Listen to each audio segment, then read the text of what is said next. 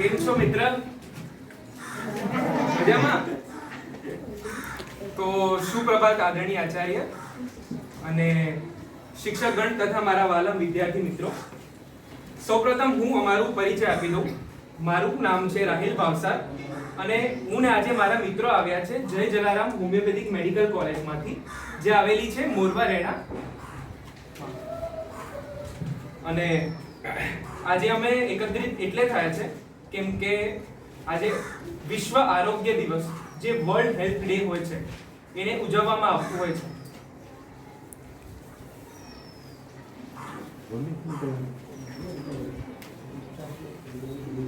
World health day એટલે કે વિશ્વ આરોગ્ય દિવસ, જે દર વર્ષે 7 એપ્રિલે ઉજવવામાં આવતો હોય છે. જે વર્લ્ડ હેલ્થ ઓર્ગેનાઇઝેશન છે, વર્લ્ડ હેલ્થ ઓર્ગેનાઇઝેશન આખા આપણા વિદેશથી લઈને બધા દેશોના અંદર આ બધું હેલ્થને ગવર્ન કરતું હોય છે અને આ જ બધું કંટ્રોલ કરે. હવે WHO જે WHO છે દ્વારા પ્રથમ વિશ્વ સ્વાસ્થ્ય દિવસ 7 એપ્રિલ 1950 માં આયોજિત કરવામાં આવ્યો હતો. તેના પછી દર વર્ષે આ દિવસ મનાવવામાં આવતો હોય છે. દર વર્ષે સ્વાસ્થ્ય સમસ્યા જાગૃતિ વધારવા માટે WHO ના નેતૃત્વ હેઠળ વિશ્વભરમાં જાગૃતિ કાર્યક્રમોનું આયોજન કરવામાં આવતું હોય છે. આ દિવસનો મુખ્ય ઉદ્દેશ્ય એ હોય છે કે લોકોમાં સ્વાસ્થ્ય સંબંધિત જાગૃતિ ફેલાવવાનો અને ખતરનાક બીમારીઓથી વિશે જે જાણકારી આપવાનો, તેનાથી બચવાનો ઉપાયો અને એના વિશે જણાવતું હોય છે.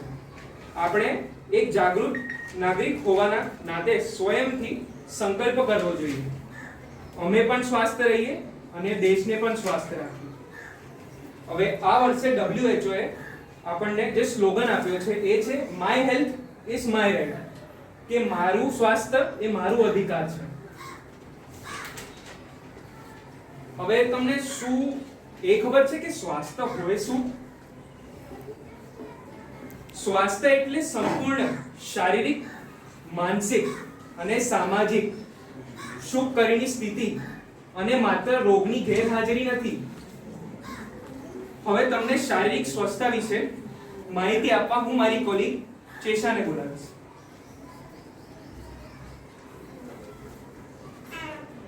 ગુડ મોર્નિંગ એવરીવન, હું ચેશા ભેરવાની આજે તમને વિશ્વ આરોગ્ય દિવસના કાર્યક્રમના નિમિત્તે શારીરિક સ્વચ્છતા એટલે શું, ફિઝિકલ હાઇજીન, એના વિશે જણાવીશ. તો આપણે બધા શારીરિક સ્વસ્થને જાળવવા માટે આપણે માટે શારીરિક સ્વચ્છતા પણ ખૂબ જ મહત્વપૂર્ણ હોય છે. તેના માટે આપણે શું કરવું જોઈએ? તો સૌપ્રથમ આપણે જ્યારે સવારે ઉઠીએ તો બ્રશ કરવું જોઈએ. દિવસમાં 2 વાર બ્રશ કરવું જોઈએ, એકવાર સવારે અને એકવાર રાતે ઊંઘ્યા પહેલા કરવું જોઈએ. તેનાથી આપણે બીમારીથી દૂર રહી શકીએ. તો બ્રશ કરવા ટાઈમમાં આપણે કેટલી ટૂથપેસ્ટ યુઝ કરવી? બધા કે આપણે એડમાં જોઈએ તો આટલી બધી ટૂથપેસ્ટ યુઝ કરીએ, પણ એ જરૂરી નહીં કે આપણે એટલી ટૂથપેસ્ટ યુઝ કરવી. આપણે કેટલી કરવી જોઈએ? એક પી સાઇઝ જેટલી, મતલબ કે વટાણાના દાણા જેટલી ટૂથપેસ્ટનો યુઝ કરવો જોઈએ. અને બ્રશ કરવા ટાઈમે ધ્યાન રાખવાનું કે આપણે જે ટૂથપેસ્ટ હોય એને ગળી ના જઈએ. પછી આપણે જેવી રીતે સ્વાસ્થ્યને જાળવવા માટે બ્રશ કરવું, હાઇજીન મેન્ટેન કરવું જરૂરી હોય છે, એવી રીતે આપણા પેટને પણ સાફ રાખવું એટલું જ મહત્વપૂર્ણ હોય છે. અગર આપણું પેટ સાફ રહેશે તો આપણો દિવસ સારો જશે. તો એના માટે આપણે રોજ આપણા પેટ સાફ કરવા માટે એકવાર ટોયલેટ જવું જોઈએ. પછી તો આપણે રોજે દિવસમાં નહાવું જોઈએ. તો દિવસમાં આપણે 2 વાર નહાવું જોઈએ, જેનાથી આપણે બીમારીથી દૂર રહી શકીએ. તો નહાતા વખતે આપણે શું ધ્યાન રાખવાનું? તો આપણે ચોખ્ખા પાણીનો અને સાબુનો ઉપયોગ કરવો જોઈએ, જેનાથી આપણે કોઈ પણ કીટાણુને આપણે મારી શકીએ. અને પછી આપણે સાફ, સ્વચ્છ અને ધોયેલા કપડાં પહેરવા જોઈએ. પછી તમે બધા બહાર તો રમવા જતા જ હશો, તો રમતી વખતે તમારી નખની અંદર કોઈ માટી, કીટાણુ કે કશું જતું રહે તો એના લીધે આપણને બીમારી જેમ કે ઉલટી, ઝાડા એ બધી વસ્તુઓ થઈ શકે છે. તો એના માટે આપણા નખને આપણે સાફ રાખવું જોઈએ. એને નિયમિત રૂપે અઠવાડિયામાં 1 વાર કાપવું જોઈએ. જોડે જોડે આપણે આપણા વાળને પણ નિયમિત રૂપે કપાવવું જોઈએ. એક વસ્તુનો ખાસ ધ્યાન રાખવાનું, જ્યારે આપણને ક્યારેય અચાનક ખાંસી કે છીંક આવે તો આપણે આપણા હાથથી યા રૂમાલથી આપણા મોઢાને ઢાંકવું જોઈએ, જેનાથી આપણા મોઢામાંથી નીકળતી થૂક કે કોઈ થૂકના પાર્ટિકલ્સ હોય એ બીજા કોઈ લોકોને ઇન્ફેક્શન ના પ્રોવાઈડ કરી શકે. પછી બીજી વસ્તુ કે આપણે જેવી રીતે સ્વાસ્થ્ય રહેવા માટે ઊંઘ પણ આપણા જીવનમાં ખૂબ મહત્વપૂર્ણ હોય છે.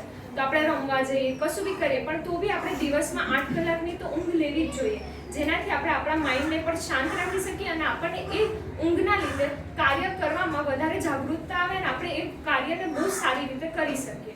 તો એટલે જ કહેવાય છે કે સાફ સફાઈ કા રખો ખ્યાલ, ऐसे रखो अपनी देखभाल. Thank you.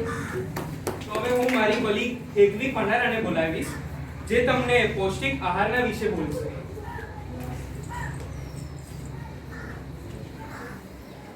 કેમ છો બધા, મજામાં ને? હા.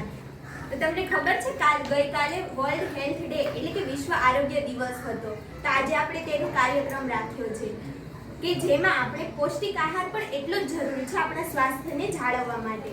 તો પૌષ્ટિક આહારમાં આપણે તમને ખબર જ છે કે ગાડીને ચલાવવા માટે પેટ્રોલની જરૂર પડે, બરાબર ને? તો પેટ્રોલની જરૂર પડે તેમ આપણું શરીર પણ એક મશીન જ છે. હવે તેને ચલાવવા માટે ખોરાકની જરૂર પડે છે. તો આપણે ખોરાક કેવો લેવો જોઈએ? તો કે પૌષ્ટિક આહાર લેવો જોઈએ કે જેનાથી આપણું શરીર સારી રીતે કામ કરી શકે. પણ મને ખબર છે કે આપણે બધાને બહારનું ખાવાનું તો વધારે ગમતું જ હશે. કોને ઘરનું ખાવાનું ગમે? હાથ ઊંચા કરો તો. ઘરનું અને પાણીપુરી વાળાના કિસ્સા છે મારી પાસે હો. સરસ. ને બહારનું જમવાનું કોને ગમે?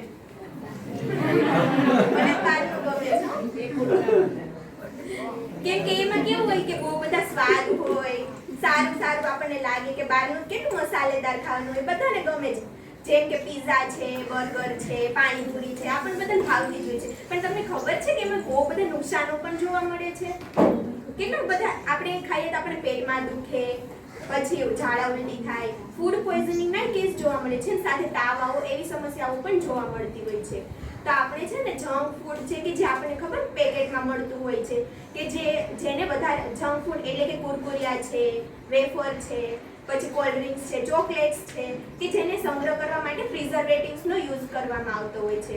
તો તે પ્રિઝર્વેટિવ્સ આપણા સ્વાસ્થ્ય માટે ખૂબ જ હાનિકારક છે. તો એવી વસ્તુઓ ન ખાવી જોઈએ.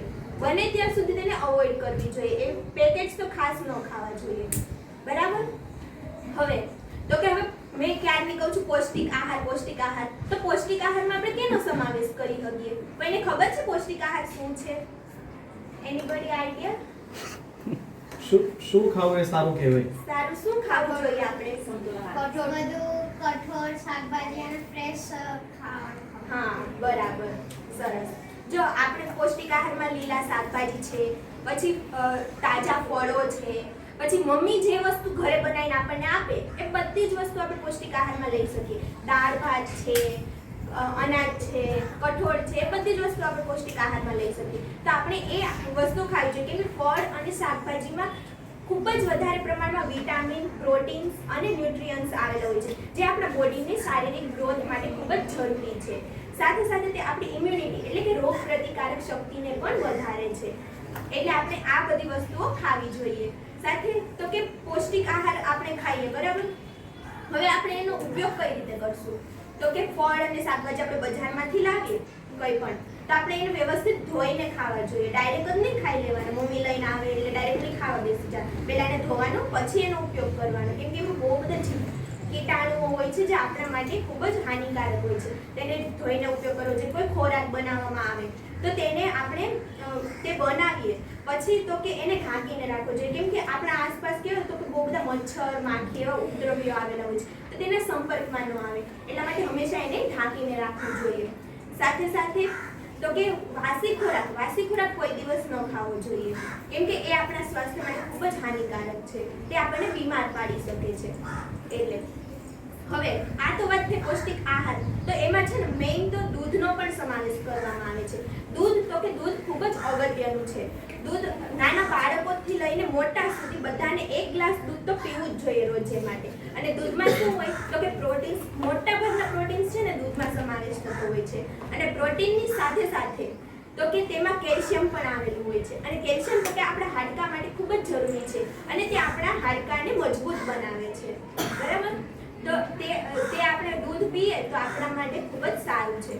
સાથે સાથે પાણી આપણે નાનપણથી બધાને શીખવાડવામાં આવ્યું છે અને એ બધે લખેલું પણ છે પાણી વિશે ઘણું બધું. મેં જોયું અત્યારે કે જળ એ જ જીવન છે એવું આપણને શીખવાડવામાં આવ્યું છે. તો આપણે લોકોએ ખૂબ જ પાણી પીવું જોઈએ. હવે પાણી કઈ રીતે પીવું જોઈએ? તો કે આપણે કોઈ પાણી ડાયરેક્ટ ન પીવું જોઈએ કે કોઈ ફિલ્ટર કરેલું હોય તો વાંધો નહીં, ઇટ્સ ઓકે. પણ જો ડાયરેક્ટ પાણી આવતું હોય તો તેને ગરમ કરવું જોઈએ. તેને હુંફાળું ગરમ કરવાનું, એને પછી સ્વચ્છ હોવું જોઈએ. પાણી સ્વચ્છ પાત્રમાં રાખવાનું અને પાછું તેને તો કે ગાળીને પીવું જોઈએ. ડાયરેક્ટ પાણી નહીં પીવાનું. એનાથી પણ આપણને ઘણા રોગો થતા હોય છે.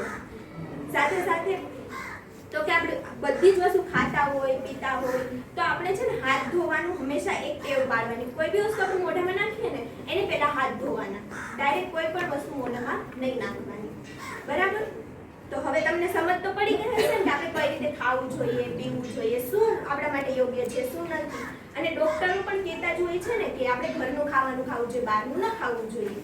તો આપણે છે ને એ વસ્તુનું ધ્યાન રાખવાનું, વધારે પડતું આપણે ઘરનું જ ખાવાનું ખાઈએ. બરાબર? અને હા, એક સેન્ટેન્સ પણ છે કે your best medicine is your food, your best doctor is yourself અને your best hospital is your kitchen. તો આપણે આ બધી જ વસ્તુનું ધ્યાન રાખશું હવેથી. Okay, thank you. Apple a day keeps a doctor away, કે રોજ એપલ ખાવાથી તમને ડોક્ટર પાસે ના જવું પડે. તો હવે આગળ આપણે વધીએ. તો હું હવે મૈત્રી પટેલને બોલાવીશ, જે તમને પર્યાવરણ અને આપણી આસપાસની સ્વચ્છતા વિશે જણાવશે.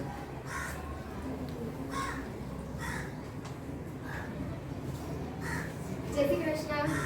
હું મૈત્રી પટેલ આજે તમને આ વિશ્વ આરોગ્ય દિવસના કાર્યક્રમ નિમિત્તે તમને પર્યાવરણ અને આપણી આજુબાજુ કેવી રીતના સ્વચ્છતા જાળવવી એ વિશે અમુક માહિતી આપીશ.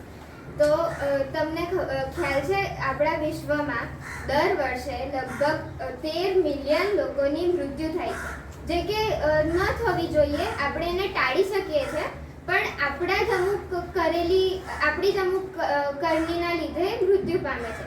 જેમ કે આપણે જ્યાં ત્યાં કચરો ફેંકીએ, જગ્યાનો બગાડ કરીએ, તો એનાથી શું થાય? જો તમે કોઈ જગ્યાએ કચરો ફેંક્યો હોય, એ કચરામાં ત્યાં માખીઓ બેસે, જીવડા હોય એ બેસે, એ ત્યાંથી ઉડીને ખાવા પર બેસે. જો તમે ખાવા ઉઘાડું રાખ્યું હોય, હવે ત્યાં કચરામાંથી કીટાણુ એ જીવડા કે માખીના દ્વારા ખાવામાં ગયા. બરાબર?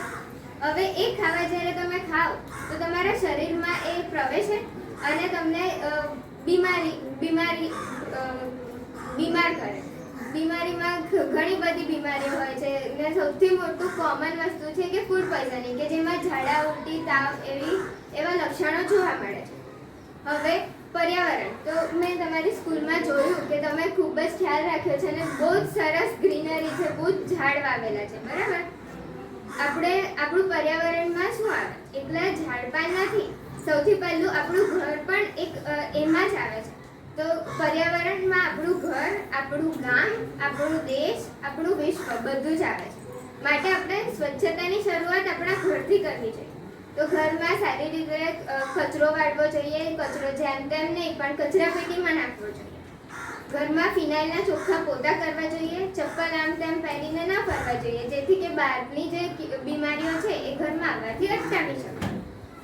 હવે આ તો થઈ ઘરની વાત.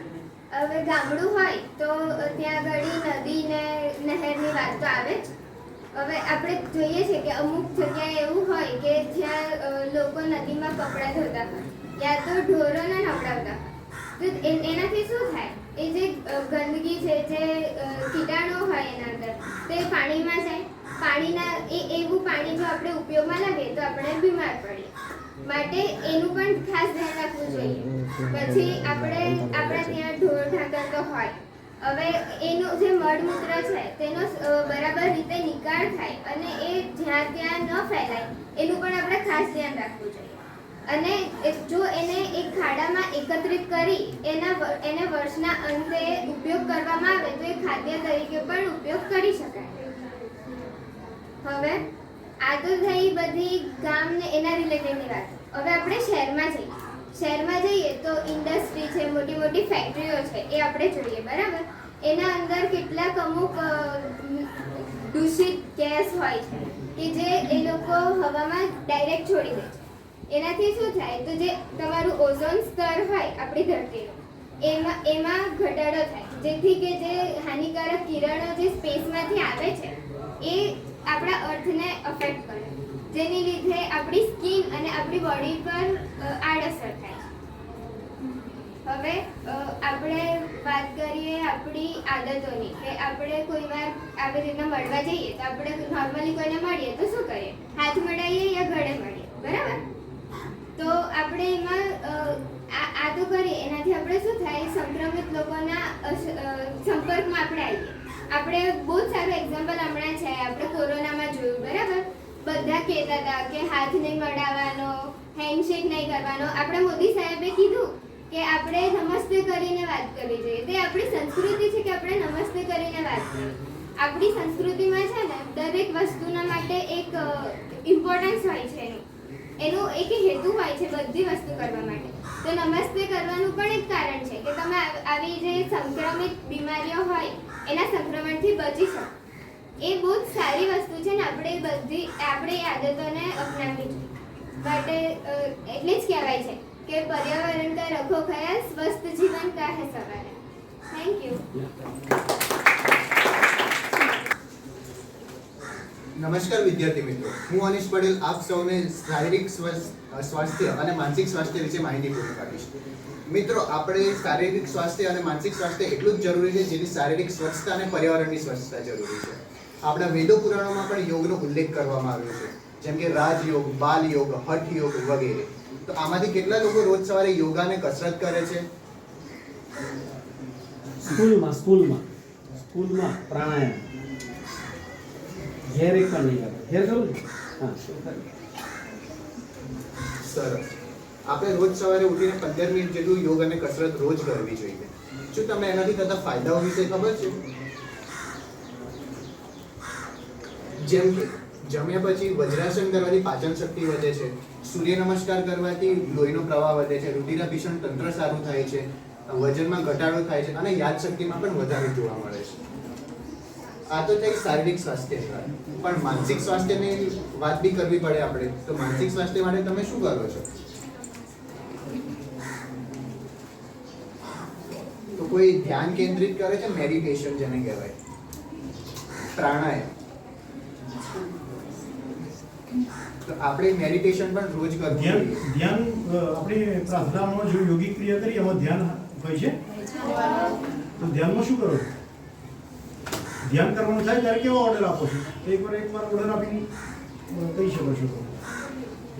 ધ્યાનમાં બેસાડીએ ત્યારે પ્રાર્થના સંમેલનમાં પણ, અત્યારે પ્રાર્થના સંમેલન કોણ ચાલે છે? હા, કોઈ પણ એક હા તે બેઠા ઓર્ડર આપો.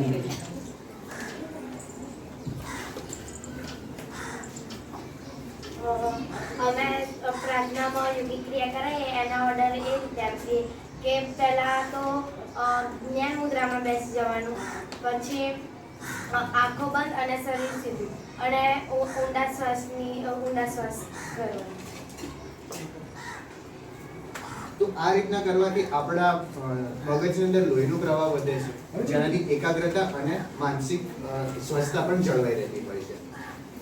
મિત્રો, શારીરિક સ્વાસ્થ્ય એ આપણા જીવનની સૌથી મોટી ઉપલબ્ધિ છે, જેનાથી આપણે માનસિક સ્વાસ્થ્ય તો સારું બને જ છે, પણ આપણે એનાથી કામયાબ પણ થઈ શકીએ છીએ જીવનની અંદર. અને એટલે જ કહેવાય છે ને કે ભોગી બનીને રોગી બનવા કરતાં યોગી બનીને નિરોગી બનવું સારું. Thank you. ધન્યવાદ અનીશ. હવે તમને ખબર પડી હું કસરત કરું ને આટલો મોટો અટલો કેમ લાગુ છું. તો ચલો આપણે થોડા હવે આગળ વધીએ. તો હવે હું મારા મિત્ર રાજ ઢાબીને બોલાવીશ, જે તમને આધુનિક ઉપકરણો અને એના થતા નુકસાન વિશે માહિતી આપશે. It is must. નમસ્કાર વિદ્યાર્થી મિત્રો, કેમ છો બધા? મજામાં ને? મારું નામ રાજ ડાભી અને વિશ્વ આરોગ્ય દિવસ નિમિત્તે આજે જે કાર્યક્રમ આપણે જે યોજ્યો છે તેની અંદર આધુનિક ઉપકરણોથી થતા જે નુકસાન છે બોડી ઉપર, માનવ શરીર ઉપર, એ હું તમને સમજાવીશ. અહીં બેઠેલા જેટલા બી વિદ્યાર્થીઓ છે તે પોતાના રોજિંદા જીવનની અંદર મોબાઈલ, ટીવી અને લેપટોપ તો યુઝ કરતા જ હશો. કરો છો ને બધા? શીખવા માટે, કેમ રમવા માટે? ઓકે. સો એની અંદર એવું છે કે મોબાઈલ અને લેપટોપ્સની અંદર એક ખતરનાક રેડિયેશન્સ રહેલા હોય છે. ખતરનાક રેડિયેશન્સ તેમજ બ્લુ રેઝ રહેલા હોય છે. સૌપ્રથમ આપણે વાત કરીએ પહેલાં તો બ્લુ રેઝની. તો બ્લુ રેઝની અંદર શું હોય કે મોબાઈલ આપણે જેટલો નજીકથી યુઝ કરીએ તો એની અંદર શું થાય, તો મોબાઈલની અંદર રહેલા જે બ્લુ રેઝ છે એ લાંબા સમય આપણે આંખોને બગાડી શકે છે. મારા ચશ્મા વાંચવાથી આવ્યા બરાબર. તો લાંબા સમયે આંખોને નુકસાન પહોંચાડી શકે છે કે જે આંખો લાલ થવી, આંખમાં બળતરા થવી, આંખોમાંથી સતત પાણી નીકળવું અને સતત માથું દુખવું એ તેના લક્ષણો છે અને નાની જ ઉંમરમાં ચશ્મા આવી જાય છે. તે રીતે રેડિયેશન્સ કે મોબાઈલમાંથી જે રેડિયેશન્સ નીકળે તેના કારણે શું થાય તો કે લાંબા સમયે કે જો રેડિયેશનના સંપર્કમાં રહેવામાં આવે તો જે ચામડી છે આપણી એ ચામડી પર લાલ ચાઠા પડી જાય. ચાઠા પડે અને શું થાય કે ચામડી પર ખંજવાળ આવવી, તેના પર ચાઠા પડવા અને ચામડી સૂકી પડી જવી જેવા લક્ષણો જોવા મળે છે. અને વધારે પડતા રેડિયેશનના કારણે શું થાય તો કે માનવ શરીરનું જે સામાન્ય કોષ રચના જે છે એ સામાન્ય કોષ રચના બદલાઈ જાય છે અને તે અંતે કેન્સરમાં પરિવર્તિત થઈ જાય છે. બરાબર? તો ચલો હા તો આપણે વાત કરી બધા શરીર પર અફેક્ટ થવાની. હવે વાત કરીશું આપણે તો માનવ જે ચેતાતંત્ર છે તેના પર શું અફેક્ટ થાય. તો માનવનું જે ચેતાતંત્ર છે તેના પર બ્લુ રેસ અને રેડિયેશનની જે અસર થાય છે તેના કારણે એવું થાય છે કે જે આપણે વાંચીએ એ યાદ નથી રહેતું, ભણવામાં એકાગ્રતા ન લાગવી, રાત્રે બરાબર ઊંઘ ન આવવી જેવા લક્ષણો જોવા મળે છે. ચલો આ તો આપણે વાત કરી બધા ગેરફાયદાઓની. હવે આપણે વાત કરીએ કે એવું તો શું કરી શકીએ કે આ જે બધી પ્રોબ્લેમ્સ છે એનાથી બચી શકે. તો ઘરે બધા ટીવી જોવો છો બરાબર રાત્રે, તો ટીવી જોતી વખતે આપણું અને ટીવી વચ્ચેનું જે અંતર છે એ ઓછામાં ઓછું 7 થી 8 ફૂટનું હોવું જોઈએ. પછી ફોન કોલ્સ ઉપર જો લાંબા સમયે જો વાત કરવામાં આવે તો આપણે શું કરીશું કે ઇયરફોનનો ઉપયોગ કરીશું એની અંદર. પછી જે રાત્રે સૂતી વખતે જે પલંગ છે તે પલંગ ઉપર લેપટોપ કે ફોન એવી વસ્તુઓ ના રાખવી જોઈએ. ફોન ને લેપટોપ આપણા પલંગથી દૂર રાખવી જોઈએ. બરાબર? ને હા એક ખાસ વાત કે આપણે જે ફોનની અંદર જે ગેમ્સ રમીએ છે એના કરતાં તો સારું આપણે મેદાનમાં જઈને આઉટડોર ગેમ રમીએ. બરાબર? એટલે આ રેડિયેશનનું અસર જે છે તે માનવ શરીર તો ખરું જ પણ તેની સાથે સાથે પશુ અને પક્ષીઓ પર પણ જોવા મળે છે. તમે બધાએ જોયું હશે કે બધા નાના હશો એ ટાઈમે આપણા ઘરે કેવી ચકલી આવતી હતી પહેલા, અત્યારે ચકલી જાતિ લુપ્ત થઈ ગઈ છે. કેમ? તો કે આ રેડિયેશન્સના કારણે. બરાબર? તો મેં જે આ રેડિયેશન્સ અને બ્લુ રેસ વિશેની જે તમને માહિતી આપી હું આશા રાખું છું કે તમને બધાને સમજણ આપી હશે. Thank you so much. થોડું કશું કહી દીધું તો મેં કશું કહું કે ના કહું? પહેલી વાર સાંભળે કોઈ હ પાડે તો હું તમને રસીકરણ વિશે થોડું કહું. તમે પહેલા તો એ કહો કોરોના મહામારીમાં તમે રસી લગાવી હતી? રસી નથી લગાવી તમે? લગાવી હતી ને? તો તમને એટલું ખબર છે કે રસી લગાવી કેમ છે આપણે? રસી આપણી શરીરમાં જે રોગ પ્રતિકારક શક્તિ હોય ને વધારતી હોય છે. સમજો કે અગર રોગ આવવાનો હોય છે એના પહેલા અગર આપણે રસી મુકાવી દઈએ એ સમય અંતર્ગત પણ આપણે મુકાવી દેતા હોય. ફોર એક્ઝામ્પલ આપણે માતાના કોખમાં છે પછી આપણે જન્મ લીધો ત્યારે આપણે રસી મુકાવીએ પહેલા, પછી 6 વીક પર મુકાવીએ, 3 વીક પર મુકાવીએ, 1 મહિના પર મુકાવીએ, 3 મહિના પર, 6 મહિના પર, 1 વર્ષ, 5 વર્ષ એટલે 13 થી 15 વર્ષ સુધી રસી મુકાવતા હોય છે. હવે જે રીતે ટીબી છે તો ટીબીની વેક્સિન પહેલી જ્યારે આપણે જન્મ લઈએ ને પહેલી વેક્સિન BCG નામની મુકાવતા હોઈએ. પછી આપણે ડીપીટી છે જે છે ડિપ્થેરિયા, પર્ટુસિસ અને ટેટનસની વેક્સિન. પછી હેપેટાઇટિસ છે. આ બધી રોગો છે જેને આપણે પહેલાથી પ્રિવેન્ટ કરી શકીએ તો એના માટે આપણે રસી લગાવતા હોઈએ છીએ. એટલે હવે ક્યારે પણ આગળ કોઈ નવી મહામારી આવે તો પહેલાથી રસી મુકાવી દેજો. તો હવે આગળ આપણે વધીએ. તો કશું પણ હવે તમને થાય, તમને કોઈ રોગ આવે કે તમને સાઇન એન્ડ સિમ્પટમ્સ કે કશું પણ શરીરમાં થતું હોય તો તમારા નજીકના ડોક્ટરને દેખાડો. આજે પણ અગર તમને કશું પણ થતું હોય, માથું દુખે, ઝાડા થયા છે, તાવ, ઉલટી થયું એવું લાગે છે તમને, તો નીચે અમારું કેમ્પ છે ત્યાં જઈને તમે દેખાડી શકો છો.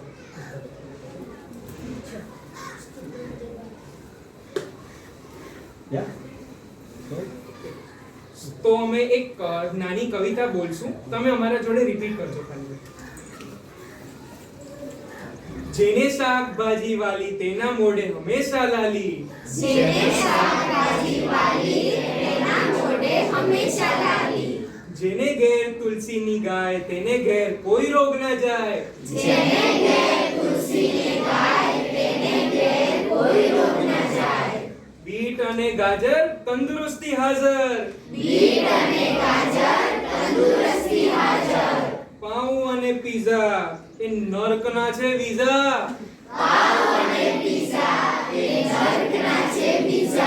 જે મોડે સુધી જાગે તે રોજ દવા માંગે.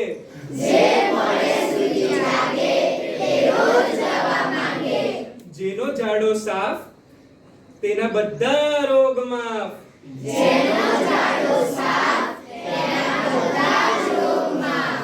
રોજ ખાઓ દૂધી અને કરો લોહીની શુદ્ધિ.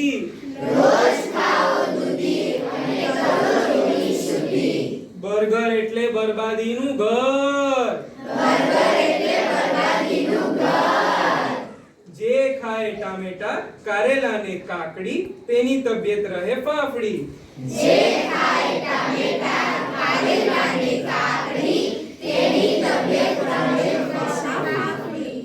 જે રોજ ખાય પૂરી પકોડી તેની હાલત થાય કફોડી.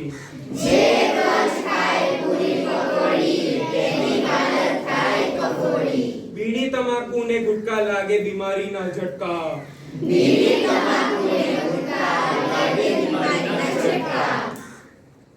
તો thank you so much dear students, અમારી સ્મોલ સેમિનાર સાંભળવા માટે. જે વર્લ્ડ હેલ્થ ઓર્ગેનાઇઝેશન જે દર વર્ષ WHO દ્વારા વર્લ્ડ હેલ્થ ડે મનાવવામાં આવતું હોય છે 7 એપ્રિલે, અને અમે જય જલારામ હોમિયોપેથિક મેડિકલ કોલેજમાંથી આવ્યા છે. અને અમે ટીચર્સને એક વિનંતી કરશું કે એક સ્મોલ પ્રોજેક્ટ આપે છોકરાઓને, જે સોશિયલ મીડિયા પર હમણાં બહુ ઘણું વાયરલ છે. સમજો કે તમે કોકા કોલા પીઓ છો, જે 200 ml ની બોટલ આવે છે. કોકા કોલા પીઓ છો, લિમ્કા પીઓ છો, સ્ટિંગ પીઓ છો, એ બધાના પાછળ તમને ખબર છે કેટલી ખાંડ છે? એના અંદર કેટલું પાણી નથી, એના કરતાં વધારે તો ખાંડ છે. તો તમારે શું કરવાનું, એક ચાર્ટ બનાવવાનું, અને એ ચાર્ટમાં તમારે એ બધી બોટલ તમે અગર પીતા હો કે કશે પડેલી મળી હોય તમને, તો એ તમારે અંદર ચિપકાડવાની, અને પાછળ એના લખેલું હોય કે કેટલા ક્રમાંકમાં, કેટલા અંકમાં અંદર સુગર, જે ખાંડની માત્રા છે. તો તમે એને નીચે લખશો અને આખું ચાર્ટમાં બનાવશો, તો તમને પોતે ખબર પડશે કે હું આટલી બધી ખાંડ ખાઉં છું. અને તમને ખબર છે કે ખાંડના લીધે આપણું દેશ ડાયાબિટીસનું વર્લ્ડ સેન્ટર છે. સૌથી વધારે ડાયાબિટીસના પેશન્ટ આપણા દેશમાં મળે છે. હવે તમે નાના છો, હમણાંથી અગર ખાંડ ખાઓ છો અને દર વસ્તુમાં ખાંડ આવશે આટલી બધી પ્રમાણમાં, તો તમે આગળ જઈને ડાયાબિટીસના તરફ રોગમાં જતા રહેશો. એટલે આપણે એ પ્રોજેક્ટ કરવાનું કે બધી જે પણ વસ્તુ હોય, કોલ્ડ ડ્રિંક હોય, પછી જે આપણે રેપર્સ ખાઈએ, એના પાછળ ખાંડની માત્રા એ તમારે નીચે લખી દેવાની. ખાંડની માત્રા જે તે આટલી નાની બોટલ છે તો 200 ml ની છે, આટલી મોટી છે તો 1 લીટરની છે, આટલી મોટી હોય તો 2-2.5 લીટરની હોય. તો બધાની ખાંડની પ્રમાણ અલગ અલગ હશે. તો એ રીતે તમે લખજો અને એને સોશિયલ મીડિયા પર પોસ્ટ કરજો કે આને ફૂડ રેવોલ્યુશન કરીએ આપણે. સમજણ પડી શું કહેવા માંગુ છું? Thank you.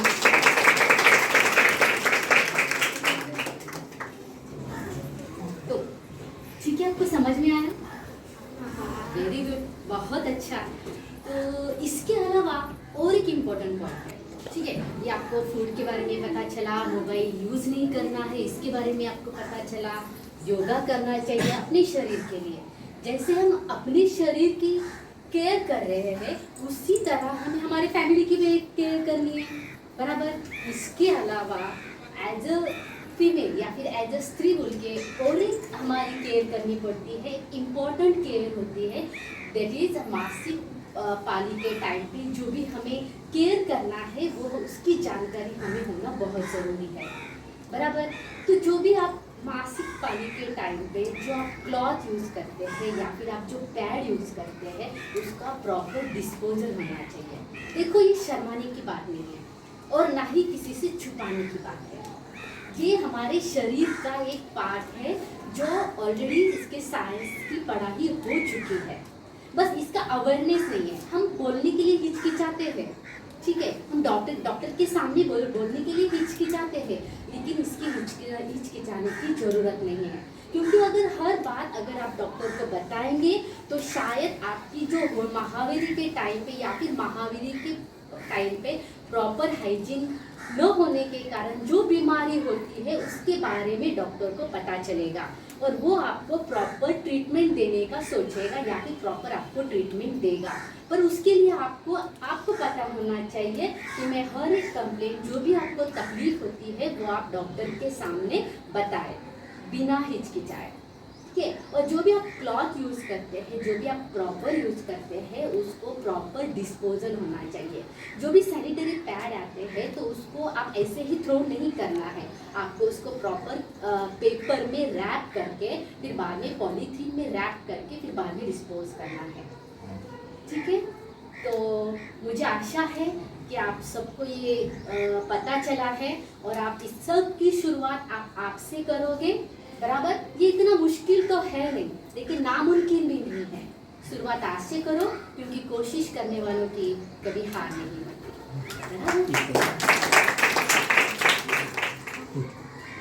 ઓકે, તો જે પણ વાતો થઈ છે તો એટલે તમારે કન્ફર્મેશન બરાબર થયું હશે કે જે વાતો આપણે ઉજાસમણીમાં કેટલીક વાતોની ડિસ્કશન થઈ હતી પણ આખું જે ઉજાસમણી છે આખું એકદમ રિવાઇઝ થઈને આજે આપણે આ સર્કલને પૂરું કરી શકીએ એવું થયું છે કે ભાઈ ખાવામાં શું કાળજી રાખવી જોઈએ, તો યુ શુડ ઓલ્સો